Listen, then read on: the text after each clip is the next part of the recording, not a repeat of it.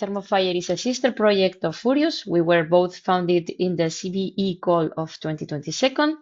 And on the other side, Furious has presented different and is aiming different applications and different functionalities in the bio-based polymers that you are developing. In our case, we are really much focused in the fire performance of the fibers and the composites that we are developing. So the title of our project is Bio-based fire-retardant thermoplastic composites reinforced with natural fibers. This project, I'm going to present the general introduction and the objectives. Then I will briefly have an overview of the materials that we are developing until the date, which is the polyamide 11, the fibers, and the flame retardant additives, and of course, the integration of all of them in a composite, showing the preliminary results that we have up to the date.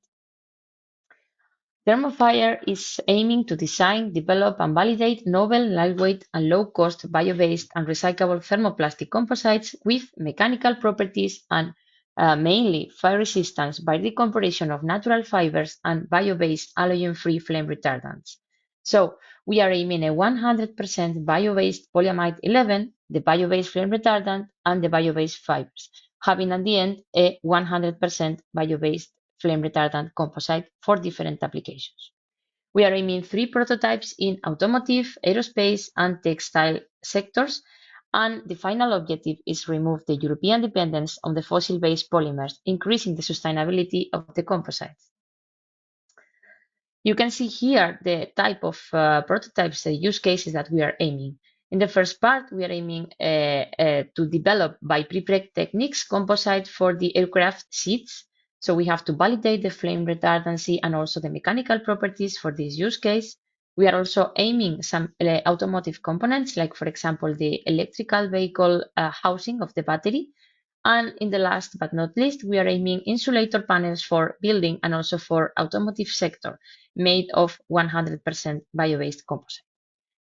So these are more or less our numbers. We are near to 4.5 million euros of contribution from the CBE, and we start in June 2023. We will last until May 2027.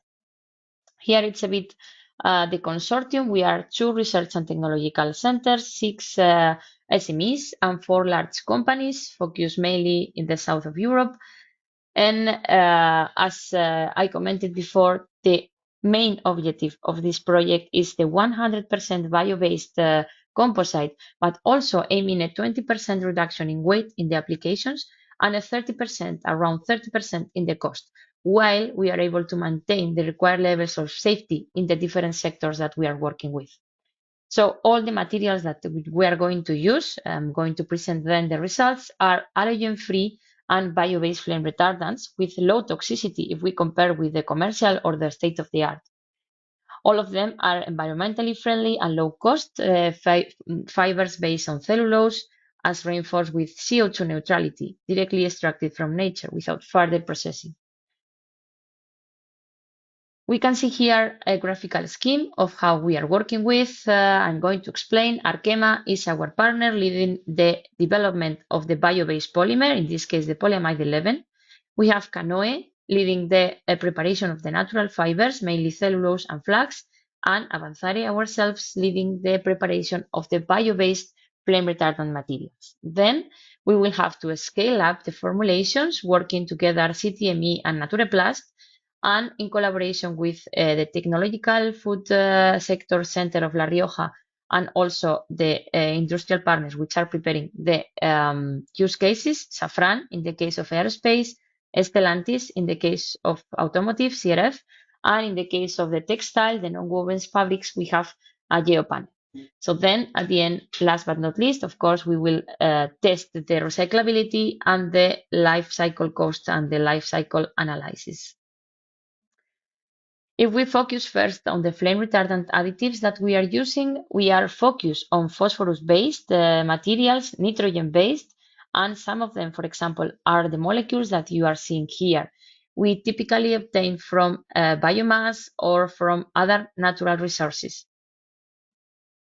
If we focus on these, some examples that we have tested until the moment, for example, in the case of phosphorus-based bioflame retardants, is the phytic acid that can be obtained from plant sources, And in the case of nitrogen-based, we are working with lignin and tannins that we can obtain, for example, from the grapes.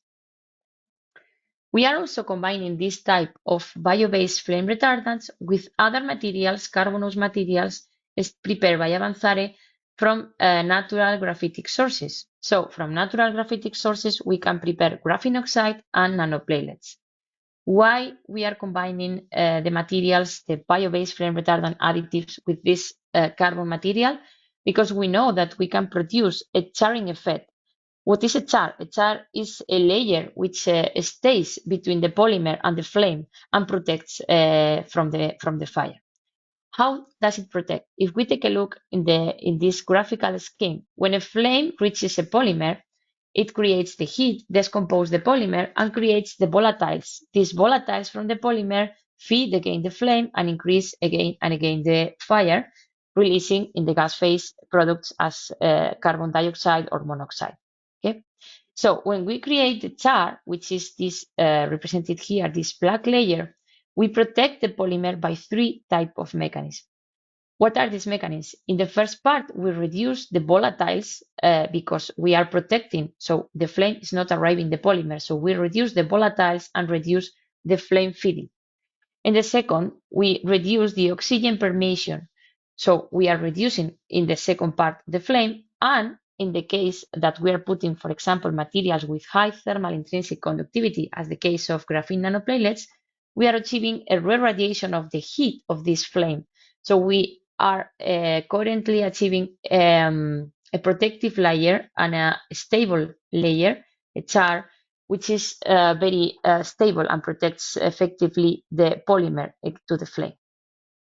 How we can see this graphitization that we are obtaining, for example, if we see this Raman microspectroscopy, the materials before and after the fire, we can see this D band associated to the graphene defects material, which has been reduced significantly, and also the G band has been narrowed a lot because the reducing effect of the flame in the graphene oxide. So this type of materials, graphene oxide, together with chitosan or with other biomolecules and the graphene nanoplatelets can improve significantly the results that we are obtaining. I put here the classification of the materials that we are obtaining. It's a classification according to the UL94 because we are going to show some of the results that we are obtained until the moment. This is some of the characterization that we do over the graphene oxide and the nanoplatelets that we are using. You can see that the morphology of this material is a planar morphology with a lateral size between 5 to 40 microns in plane and less than 10 microns of thickness. In the second part, what Arkema is leading is the preparation of a 100% bio-based polyamide 11 using a renewable source, which is the castor oil, and moving not only to have a bio-based, but also we are including some biomolecules which can retard the fire retardancy, the fire mechanism of the polyamide into the polymerization of the monomers.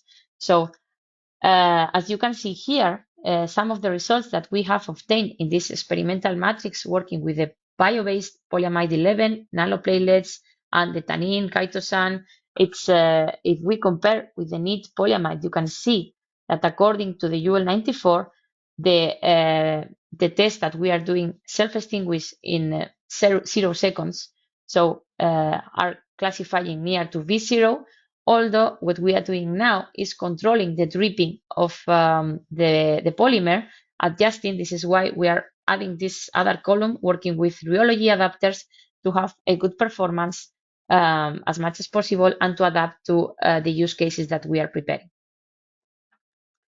You can see that after 10 seconds of flame application, the material self-extinguishes in 0 seconds.